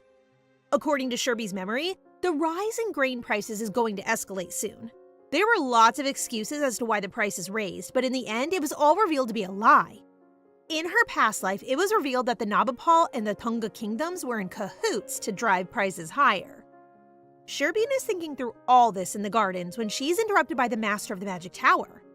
He thinks she's come to visit him to learn magic. Master Ellison is also surprisingly fond of her already, even though they haven't interacted much. Sherbian clears up the misunderstanding and confides in him about the grain crisis. Obviously, the old man is quite surprised to see someone so young as the princess worrying about the economic crisis, but he finds it endearing and promises to clear her concerns by investigating the matter himself. She even makes him pinky promise, and the Tower Master agrees. Well, that was easy. Once again, batting her lashes and smiling sweetly at people has worked in Sherby's favor. Meanwhile, little Damien has been given his first political matter as prince. He was tasked with finding the sorcerer who kidnapped children, that wicked man named Antonio, who has been invading the imperial authorities since he escaped the palace. Damien was so committed to his duty that he even disguised himself as a kidnapped child to infiltrate his ranks. Talk about dedication! His father is also impressed with his commitment, but scolds him for taking such a risk. Well, for about 2 seconds, and then he pats him on the head and tells him good job. So I'm not sure Damien is really going to learn any lessons here. After he's concluded his report, the Magic Tower Master arrives, bringing news about the grain crisis. He was true to his promise and went to ask about the trade route issue, but he ended up discovering something much more serious. He contacted mages in the south of the Empire who were mobilized for the war. However, not one of those mages actually participated in any fighting, which is strange since no matter how small a conflict is, mages are always central to a victory. It doesn't take long for the Emperor to realize the war must have been made up. And if that's the case, who knows what else the kingdoms of Nabopol and Tunga have been lying about? More troubling than that, however, is the fact that the Ministry of Foreign Affairs missed such a glaring error. If you're wondering how a government official failed to find out what a magician managed in an hour, I'll let you guess who was in charge of the Ministry of Foreign Affairs. Yeah, that's right. Our old friend Duke Pakur. Clearly, the family have crossed a line this time. It's kind of an uncomfortable situation for Damien, since that's his uncle. But he makes it clear that he's on Sherbian's side. Any loyalty to his mother is gone at this point. The next morning, Dr. Madeline is called to the palace to see the princess. She turns up physically shaking, clearly a little stressed to be in the presence of royalty. Sherbian tries to calm her down with some tea and cakes, before asking about her daughter Anna. Through tears and hiccups, Madeline tells her Anna is getting better, and then offers to sacrifice her life for the princess. Okay, girl, calm down. She literally just sent you some herbs. You don't need to go that far. As anyone would be, Sherbian is a little uncomfortable. So Ellie steps in to assure Madeline that Anna's health is more than enough. No ritual sacrifice will be required, thank you very much. Although, Sherbian does have one small favor to ask. She wants the doctor to take credit for discovering the effect of the kasha flowers, in the hopes that she will conduct more research and make the remedy widely available to the public. Little does this lady know, that's what she did in her past life anyway, just about 10 years down the line. Militant in her loyalty, Madeline agrees immediately and promises to work her hardest to save even more children in the future. In the Magic Tower, Carmen is getting a good scolding from Master Ellison for making the library all messy. They look like they might be about to throw hands when the Emperor's arrival is announced. Surprisingly, he's not here for Ellison, he actually came for Carmen. The poor boy is probably sweating buckets when Adrian walks up to him and mentions the ring. He starts rambling about Sherbian someday growing up and leaving her father's side. Wait, is this going where I think it's going? Is he setting up Carmen for marriage? Actually, no. After all that buildup, he crushes the little boy's hopes by saying he would never give his daughter away to such a weak magician. Ouch, Adrian. You don't need to be so harsh. He's still just a kid after all. After that awkward encounter, Damien and Carmen sit down to study together, and the prince says the exact same thing. Literally. Today is really not Carmen's day. Sherbian, oblivious to all the ego-crushing going on behind the scenes, is gifted another beautiful ring by her father. Although it's very pretty, it's also immune to poison. So really, he just wanted to one-up Carmen's ring since it's only resistant and not immune to poison. Who would have thought a fully grown adult male, the emperor of a country no less, would be so threatened by a little magician boy? I can't believe this guy sometimes. He suggests she take the other one off, but Sherby doesn't want to. Double the rings means double the protection after all. After the double beating Carmen has taken, he announces his desire to become a knight, which comes as quite a shock to Sherbian. It's his destiny to grow up and become one of the strongest masters the Magic Tower has ever seen. Sherby asks what made him want to change careers, suspecting some foul play, but Carmen brushes it off. Actually, in his status window, he says he wants to become strong enough to protect the princess, and for that, he needs power. So Sherby tries a different tactic. She tells him to follow his heart, though it's a shame if he gives up magic. Since all the coolest people in her life are magicians, she has always thought there's nothing better than that. Which immediately makes Carmen change his mind. Sort of. He decides to be both, a knight and a magician. Sounds like the quickest path to failure if you ask me. Just stick to what you're good at, sweetie. He promises to continue focusing on his magic studies, and because things have been far too peaceful, Damien just has to barge in. He immediately makes a comment about magicians being physically weak, which makes me think he was listening at the door for that whole conversation. Damien, you're a prince. Act like it. Carmen is very smug when he repeats what Sherbian said about magicians being cool, and that seems to settle this round of fighting. At least for now. After the boys have gone, Sherbian decides to attempt her second trip to the library. Of course, Adante is right behind her, watching her take out a book of imperial family history. She's hoping to find a way to help her father and brother by seeing what other imperial members did when they weren't in line for the throne. She stumbles across one who started a charity organization. That person played a big role in supporting the war and saving the poor from starvation. Sounds like the perfect job for Sherby. She's just putting the book back when she gets yelled at by this guy with green hair, telling her no one is supposed to be allowed in the library. Apparently, this guy's a librarian, though he looks more like a stoner to me. Wasn't he basically just sleeping on that pile of books? Once he recognizes the princess, he's a lot calmer. She gets a chance to look at his status window and realizes that despite his attitude, he's actually a pretty high-level magician. His name is Tonka Mallow, and he clearly just wants her to leave so he can go back to napping. Kind of relatable, not gonna lie. Sherbian decides to grant his wish and leaves the library. More time passes and eventually, summer arrives. Almost a year on, the delegation from Garambel have returned, bringing Marco back with them. Sherby is anxious to see him again, but first they have to report to the Emperor. And they brought some good news. Their mission was only to open an import market through Garambel and the Western Kingdom of Mosai. But they managed to reach a trade agreement that can feed about a third of the Empire's population. Well, that will certainly be helpful with the grain crisis still in play. And Marco played a big part in making sure the agreement all ran smoothly. He also lets Adrian in on Sherbian's secret, that she asked him to secure some food to be distributed in the slums after he returned. I guess that's plus 10 points for Sherbian. She's getting more and more popular by the day. But there's also bad news. The reason the delegation were away for so long was because a representative sent by the Foreign Ministry obstructed negotiations. It's that damn Duke of Pakor again, sticking his nose where it doesn't belong. Once again, fingers are being pointed at the Empress's brother. While suspicion is rising among the council, Marco and Sherbian are reunited over cake and tea. Of course. She's very grateful for all his hard work. Thanks to the negotiation with the Mosai Kingdom, the grain prices have stabilized, meaning the crisis is averted. Anyone else struggling to process all this economic talk? I thought this was a manhwa about a baby princess, but she's turning into a member of the Emperor's cabinet faster than I can keep up. Sherbian begins to visit the library more frequently, though she's not there to read. She visits because she's curious about Tonka, who seems to be a very lazy individual considering his magical abilities. Every time he sits down to nap, Sherby wakes him up and tells him to get back to work. And it's not like his work is very hard. He just has to keep the place clean and reshelf books. So why is he acting like it's the 12 tasks of Hercules? But between all her nagging, he's actually starting to study magic again. As a reward, she brings him little snacks to keep him motivated, which, again, is a big mood. These days, Sherbian is making new friends left and right. After spending time at the library with Tonka, she's introduced to Lala, a cute little pink-haired girl who's come to play with her. Unfortunately, Sherbian remembers Lala from her past life, and not for good reasons. She used to make up stories about the princess hitting her and being mean. So it's kind of disturbing to see her acting so sweet and kind in this life. They used to be so close, and yet their friendship ended in betrayal. It's haunted Sherbian for years. She never knew why Lala turned on her in the end. That is, until today. Her status window reveals the truth, that Lala is a spy for the Empress.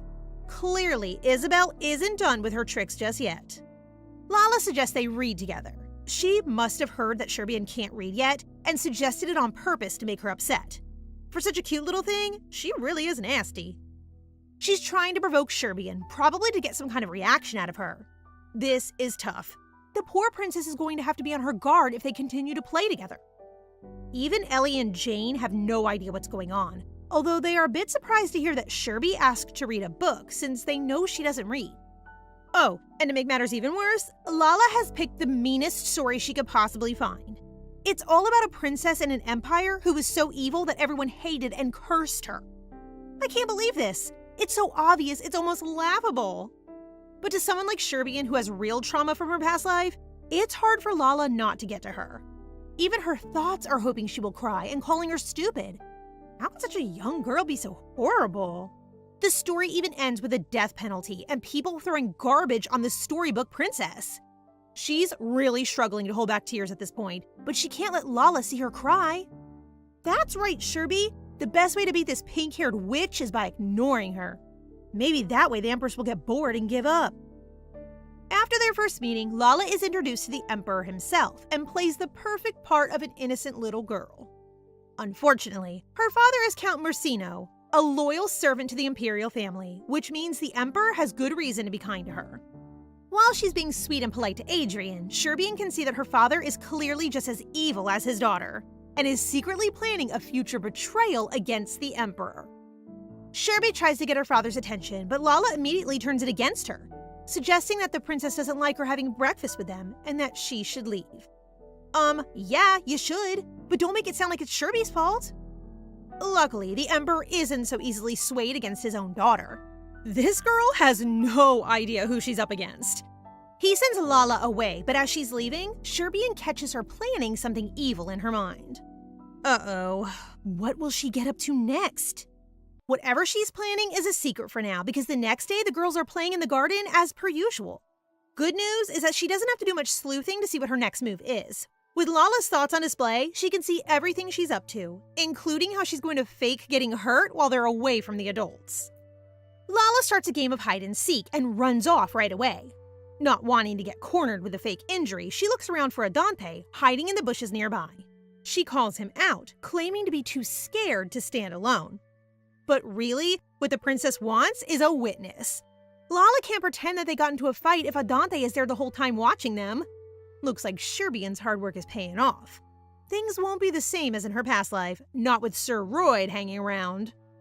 When Lala turns up to Jane with bumps and bruises on her face and arms, she does an excellent job at playing the victim. But her plan goes down the pan when Sherby and Adante arrive a moment later. Lala is shocked when she realizes that they were being followed the whole time. Once Adante has told his side of the story to the maids, their suspicion turns on the girl. Jane especially. She decides to pay close attention to Miss Mursino in the future, and decides to report this incident to the Emperor next time she sees him. The next day, Lala is introduced to Damien, who is very kind and inviting. Once again, Lala tries to play the victim by spinning the situation so that it seems like Sherbian doesn't like her. So the poor thing has to turn around and act all friendly, inviting her to lunch. Someone give this girl an Oscar. I'm not sure I could act that sweet to someone so vicious. While the three of them are eating together, it's revealed that not only does Lala have the aid of the Empress, but one of Damien's own servants is on her side too. The question is, which one? At one point, Lala makes an excuse to sneak off, probably to communicate with whichever one of the staff is secretly a spy. When she returns, Sherbian is highly suspicious, but for the moment she hasn't done anything out of the ordinary. In the meantime, she gets a moment of peace when Carmen meets her in the gardens, but only a moment. Lala comes running over to interrupt, and when she spots Carmen, she pulls out her best performance yet. She acts as though she's afraid of Sherbian, like she thought someone as small and sweet as the princess was going to hit her just now. Right, like that's going to fool anyone. Ever loyal to his crush, Carmen is not convinced, and immediately gets into an argument with her about whether she should even be allowed to hang out with the Emperor's daughter. Okay guys, it's not a competition. Lala is trying to take the princess somewhere, so instead of following along, Sherby and Carmen just kind of run away. Like, literally sprinting into the woods. From then on, Sherby does her best to avoid her playmate, but it's not exactly easy. Getting desperate, one dark night, Lala tries to sneak into her bedroom to plant some kind of object there. I guess with the intention of framing her?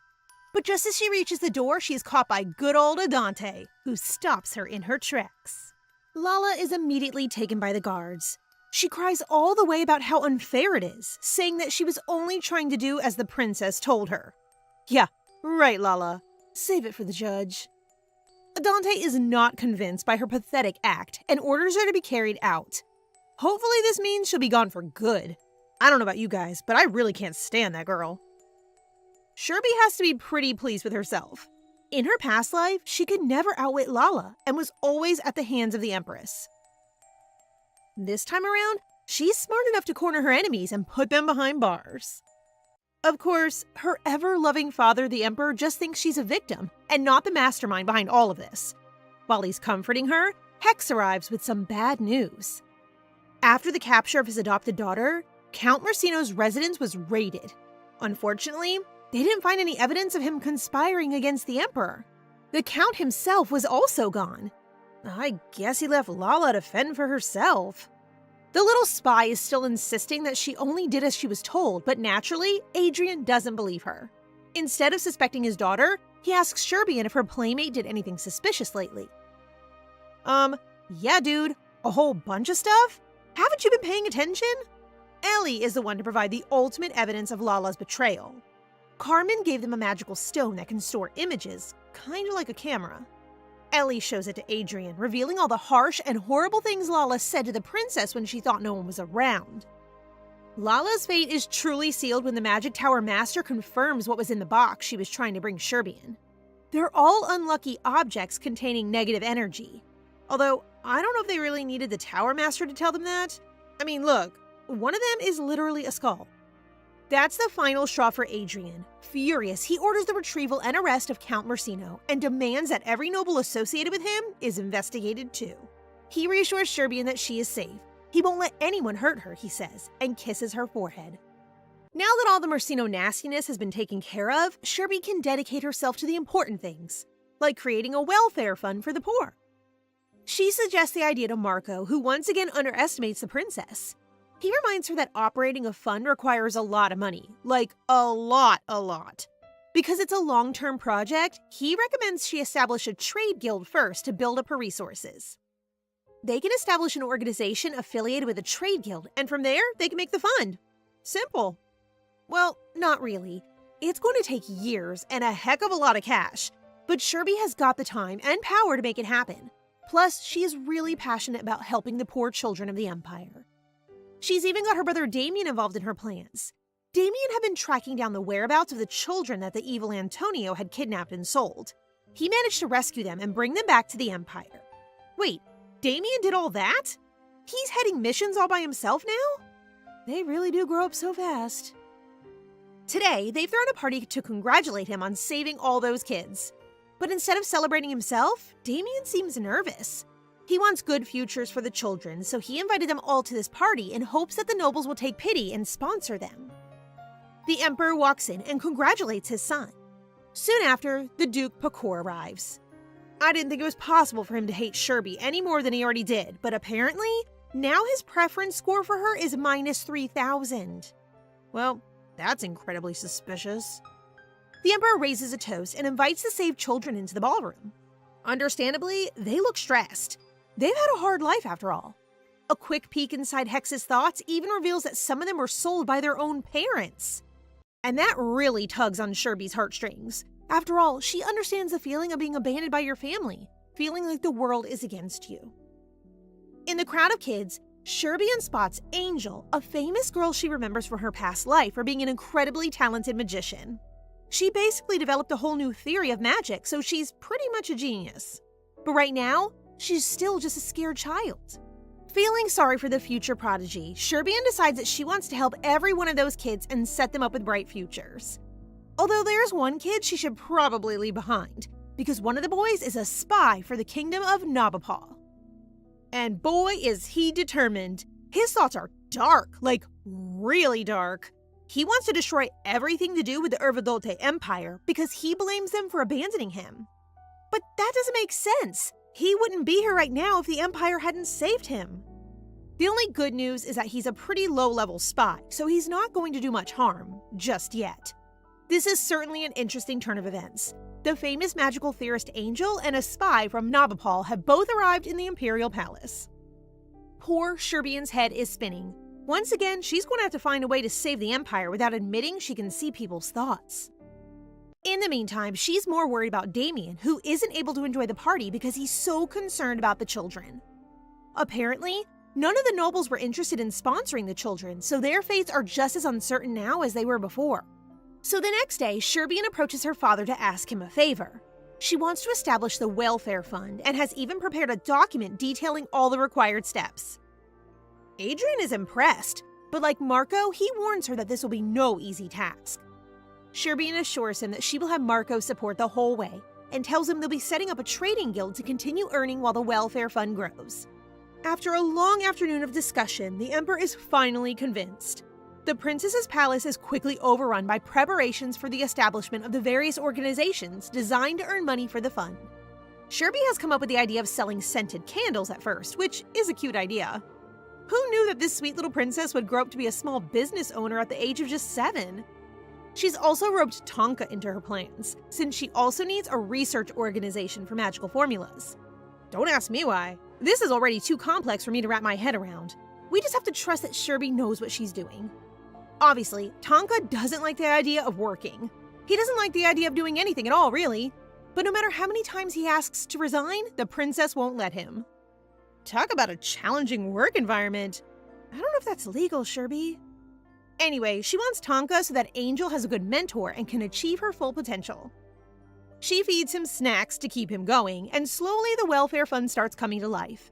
One of the aims of the fund is to support other people who are allergic to Harmon grass, just like Sherbian. She was expecting it to be a rare allergy, but actually their research comes back and says there are quite a few people who can't drink it, and the numbers have only been growing in the last 50 years or so. This is where Tonka comes in handy. He knows a little about Harmon allergies. Turns out, spending all that time in the library paid off after all. But there's a very strange detail about all the nobles recorded with a Harmon allergy. Get this, all the people Marco knows died from unexplained accidents, and all of them had received treatment from the Duke Pakor. How's that for suspicious? I can't believe this guy has been getting away with this for so long. The next day, Sherbian asks her brother to accompany her on a trip to the city. They both dye their hair as a disguise, but if Damien was expecting a cute trip around town, he's gonna be pretty disappointed when they rock up to the Information Guild of Justice. Sherby just wants to investigate something and assures her brother there's nothing serious going on. Also, how adorable does she look with brown hair? The Justice Guild are eager to serve them. I guess they don't get a lot of visitors. Borgher, the guildmaster, immediately recognizes them, but he pretends not to and treats them very kindly just the same. Sherbian hands over the documents about Harmon and the Pakor family and asks him to investigate. Even though it's putting his neck on the line, the guildmaster accepts. While all her projects are on full blast in the background, Sherbian's 8th birthday rolls around in no time. Finally, Sherby has reached the age to start formal education, which means she has to do a magical aptitude assessment. At this point, it's kind of just a formality. The princess is already famous across the empire for her mana count. But that doesn't mean it's not a stressful day. The terrifyingly named Judgment Sphere is going to measure her mana levels and turn a certain color according to her magical potential. In her past life, it turned black. She was the first royal in Imperial history to have no mana at all. So you can't blame Sherbian for being a little traumatized when she reaches for it. Of course, this time, things are totally different. The sphere glows white and emits golden rays of light. This only happens for magicians with truly incredible potential, so she's totally shocked. She runs out to her father and starts crying while the Tower Master tells him what happened. It's an emotional moment for the princess. From now on, she cannot be denied any of the things she missed out on in her past life. Finally, she is taking the path that she was always destined to take. On the morning of her birthday, Sherby wakes up to find her body and mind synced at almost 25%. We're getting there, guys! Her birthday also coincides with the official establishment of the welfare fund they've been prepping so hard for. But when Marco and Sherbian arrive at their new office, they find a big sign saying, Mana Fairy Welfare Fund over the front door. I'll give you one chance to guess who named it that.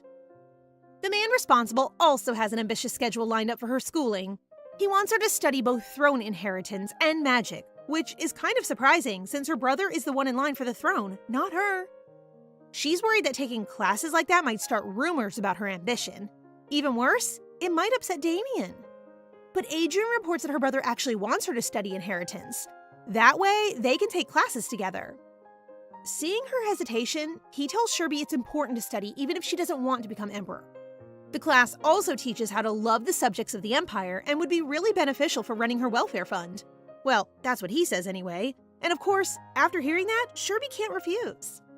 What she doesn't know is that only a few days ago, the Empress approached her husband, asking to be involved in her stepdaughter's education. She claims to want to nurture Sherbian, to help her through her first classes as a symbolic act of blah blah blah. I mean, seriously, who does she think she's fooling? You tried to kill her twice already. Adrian puts her straight, and once the Empress realizes Sherby is going to be taking inheritance classes, she loses her cool. Obviously, she would hate the idea of the princess threatening her son's future position, but she can't do anything about it. Sherbian's first day of magic lessons arrive. She's going to be taught personally by the master of the magic tower, who teleports her to the tower itself. It's the first time she's been allowed inside, and since it's literally another dimension, it's no wonder she's so excited to be there. He shows her one of the ancient huge trees that was brought over by the goblins. Oh yeah, apparently they exist too, just in case you didn't know. The first emperor was a good friend of the goblin chieftain who helped him establish the Ervildote Empire. But if you're thinking of little green things with scraggly beards, you need to get that out of your mind right now. These goblins are very different. Actually, they kind of just seem like super attractive people with pointy ears. I have a feeling we're going to be seeing more of them at some point. Initially, the goblins were able to communicate with trees and access the network inside them. Every magician who enters the magic tower receives a branch from the tower master's own tree. That might sound a little silly, but the branches can transform into a laboratory designed for the needs of the individual who plants it, so they're pretty cool actually. Meanwhile, the Emperor has finally found out what the thief from all those years ago was trying to take from the vault. It's the blood of the first Emperor, contained in one of those magical spheres. If you remember, anyone who enters the vault needs the blood of the Emperor in order to not get lost and trapped inside forever. Somehow, I feel like that can only mean bad things for Sherby. If they try again, maybe they'll decide to take the Emperor's descendant instead. But anyway, back to the magic tower. Sherby meets Carmen and Damien inside, since they're going to be taking lessons all together from now on. Afterwards, Sherby is exhausted. Magic is hard enough on its own, but with her brother and Carmen fighting for her attention, I can only imagine how tired she must be.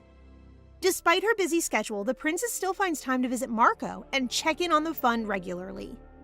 Dr. Madeline has started working for them now. She's been researching the kasha flower just like Sherbian asked, and she's just as, dedicated as before. The children saved from the kidnapper Antonio have also found a place at the fund, so Sherbian pays them a visit. Angel is quick to thank her for all her assistance, while Jaco the spy just sits there being arrogant. Somehow, his spy level has actually gone down since the party. How bad must this kid be? Jaco seems to be expecting some contact from the Nabapal kingdom soon, so Sherbian decides to keep an eye out for any incoming visitors. The next day, Damien and Sherbian are sitting down to study together when suddenly, the Empress storms in, yelling something about security. Instead of addressing why she suddenly interrupted them, the first thing the Empress does is scold Sherbian for not greeting her properly. Excuse me, ma'am, she doesn't owe you anything. If anything, you should be the one bowing to her. Reluctantly, Sherbian gets out of her seat to curtsy. Damien is embarrassed by his mother and asks her to leave. But instead, she makes a rude comment about Sherby's common mother and demands she withdraw from the inheritance class immediately. Now, we know by now that this woman is not the sharpest tool in the shed. But honestly, how was she expecting this to go? Damien and Sherby will both tell their dad what happened, and she'll be punished even further. Like, what is she thinking? She says the princess has received far too much lenient treatment already, and that inheritance classes are way out of line for her duties. And when Sherbian plucks up the courage to refuse, she tries to slap her. Okay, let me get in there. I'm ready to teach this witch a lesson myself. Damien steps in front just in time to defend her, which shocks his mother. He says it's kind of an insult if she thinks his shot at Emperor is really so weak that she has to threaten Sherby to defend it. And actually, he makes a good point. Why not trying to have faith in your son rather than physically assaulting a child, Empress? Huh? Damien tells the guards to take her back to her own quarters. Once she's gone, he reassures Sherby that she just needs to focus on her studies. But the next time she goes to class, there's a new character waiting to teach her. This green-haired woman introduces herself as Della Dixie with a sly smile. I mean, come on. She's literally screaming suspicious from head to toe. Countess Dixie was Sherbian's etiquette teacher in her past life, so she already knows what to expect from this woman. In those days, she was always putting pressure on the princess and deliberately taught her the wrong things to get her in trouble. And of course, someone that cruel could only be working for the Empress. Looks like she has just the same motives this time around. But Sherby is prepared. She welcomes Dixie with a polite smile and invites her to sit down for some tea. The Countess is surprised to see a child so young who already knows all the right etiquette for a princess. But before they begin class, Dixie asks for permission to touch the princess. Apparently, it's so that she can correct her posture, but obviously, she's just going to use that excuse to pinch her and be mean. Ellie is outraged by the suggestion that someone like the Countess be permitted to touch the princess, especially given the Emperor's strict level of protection around her. So just like that, Dixie's plans are shot down. You won't be getting your way in this life, evil Countess. Sherbian has protection now. There are lots of people looking out for her. At the end of a long day of classes, Sherby's final lesson is history. Count Bianche is going to be her teacher, and although they haven't met, he already has a very high preference level for the princess. Bianche is also a character who appeared in her past life. He's very strict, but seems to have her best interests at heart. Plus, a quick read of his thoughts reveals that he had refused the Empress's attempts to win him over. So, at least there's one teacher we can trust to actually do their job. After her rigorous schooling is done, Sherbian pays a visit to Carmen and brings him a big basket of sweets as a token of her friendship. When she takes out an embroidery set, he's impressed. Well, until he sees what she's been sewing, that is. I guess she can't be good at everything. Like the lovely gentleman he is, Carmen offers to help her and asks her to give over the needle and thread. Is it normal for mages to know how to sew in this empire? And that's it for today, guys. What did you think? As always, don't forget to like the video and comment for the next part so we know you want more. Remember to subscribe and turn on notifications for updates. See you in the next one!